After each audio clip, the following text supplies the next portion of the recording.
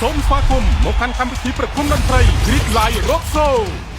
តើអ្នកត្រៀមខ្លួនហើយឬនៅដើម្បីជួបជាមួយទស្សនីយភាពដ៏អស្ចារ្យដែលកំពុងតែធ្វើដំណើរមកកាន់តែជិតលោកអ្នកហើយកម្មវិធីប្រគំតន្ត្រី Grid Live Rock Show ដែលនឹងនាំមកនូវបទពិសោធន៍កម្សាន្តបែបថ្មីស្រឡាងជាមួយឆាកតន្ត្រីឡានចល័តដ៏ទំនើបរបស់ Grid Premium Live Beer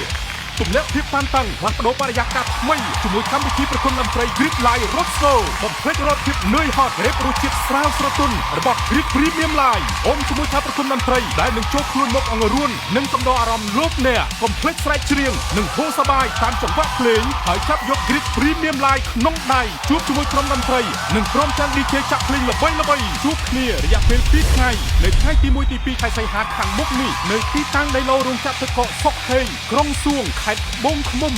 ចូលរួមលេងជាមួយហ្គេមសប្បាយៗពាន់រង្វាន់ឈ្នះរង្វាន់ភ្លាមៗពីស្រាបៀរ Grid Premium Live ហើយបន្តរាំលេងជាមួយការប្រគំតន្ត្រីនិង DJ ដល់យប់ជ្រៅកុំភ្លេចជួបគ្នានៅក្នុងកម្មវិធីប្រគំតន្ត្រី Grid Live Rock Show ដើម្បីភ្លក់រសជាតិថ្មីស្រាបៀរ Grid Premium Live កាន់តែស្រាលកាន់តែរីករាយនាំមកជូនដោយ Grid Premium Live Beer Let's hear we more happy ពិសាដោយការទទួលខុសត្រូវ